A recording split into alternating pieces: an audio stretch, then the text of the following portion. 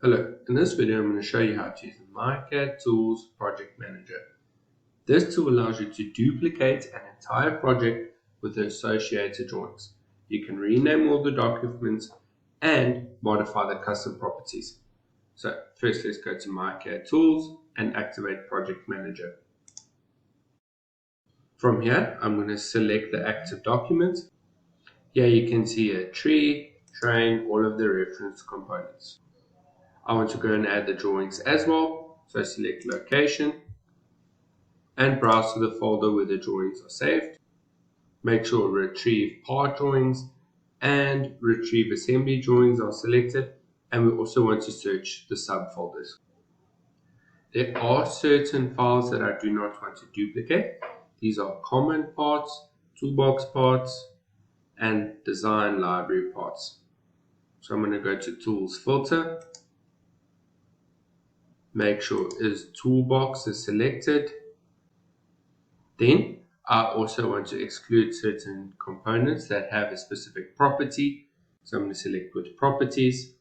In this case, my custom property is called library. My criteria is equal to, and the value is yes. Then once again, I select uncheck. You can now see the tree has been updated and various parts have been excluded. Now we want to modify some of the custom properties. So at the bottom, select properties. You can either add, modify, or delete certain properties. In this case, I just want to add. So I'm going to select add. My name is going to be project number. Type is text. And I'm going to place a value, which is static text. Click OK. Then I'm going to hop over to rename because I want the new components to have a specific name. In this case, I'm going to select add and I'm going to modify my rule.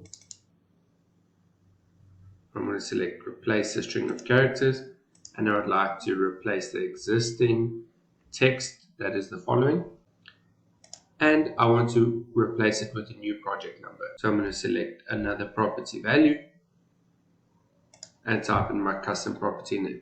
Then click OK and apply. Select apply these rules. Then I'm going to change the structure of my files in the new location. So select structure. Then specify where the files must be saved. So by destination location, I'm going to click add.